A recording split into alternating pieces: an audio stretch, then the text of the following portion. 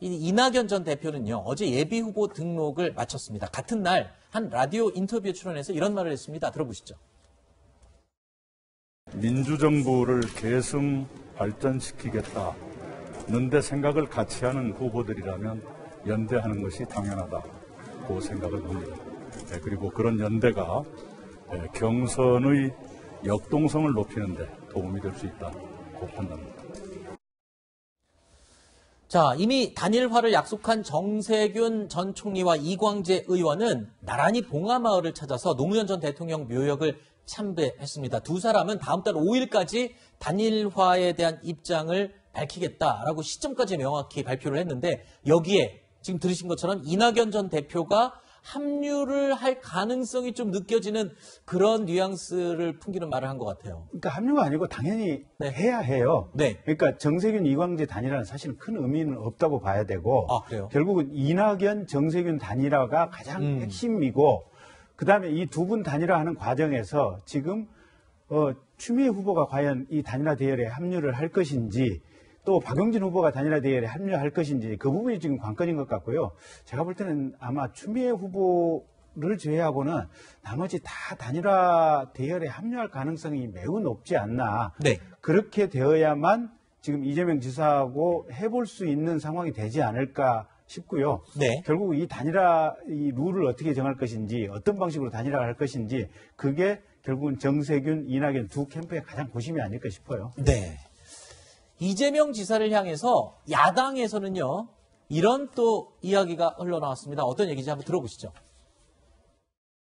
근데 사실 저는 경상도 사람 중에요, 이재명 지사만큼 욕을 찰지게 하는 분을 들어본 적이 없어요. 그에 비하면 홍준표 대표는 뭐 거의 수준 미달이에요. 말씀으로는요. 우선 막말 프레임으로 지난 5년 동안 내가 고생을 했죠.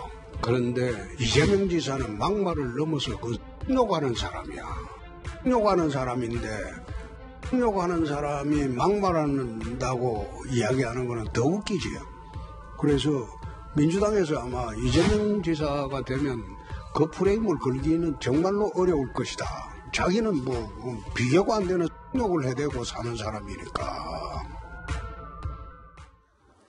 자, 이 욕설 얘기는 지난 2018년 지방선거 때 이미 많은 사람들에게 회자가 되고 공개가 됐었던 일인데, 내일 지금 출마 선언식을 앞둔 이재명 지사를 향해서 야당 의원들이 이런 지적을 했습니다. 글쎄요, 이재명 지사 입장에서는 굉장히 좀 기분이 좋지는 않을 것 같습니다. 네.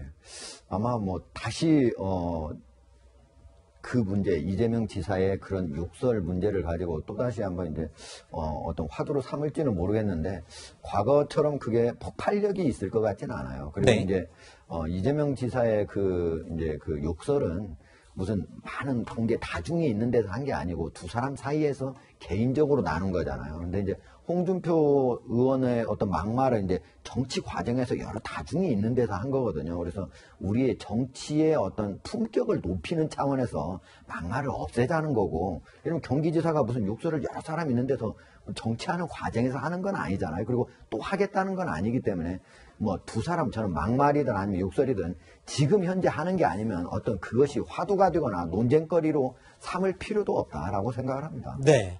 이재명 지사는요, 사실 지난 2018년에 이 내용이 공개되고 회자가 될 당시에 공개적으로 본인의 입장을 이렇게 밝혔었죠. 욕설을 한 것은 잘못이다라고 하면서, 하지만 가슴 아픈 가정사에 얽혀서 형님 부부가 악의적으로 편집해서 공개된 내용이다라고 입장을 밝힌 바가 있습니다.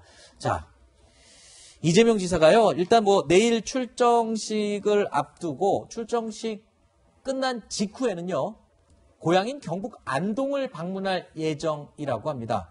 자, 그런데 민주당 지도부도 이틀 전 경북 대구를 찾았었다고 하는데, 당 지도부가 대구를 찾은 건요, 지난달 2일 송영길 지도부 출범 이후에 처음입니다.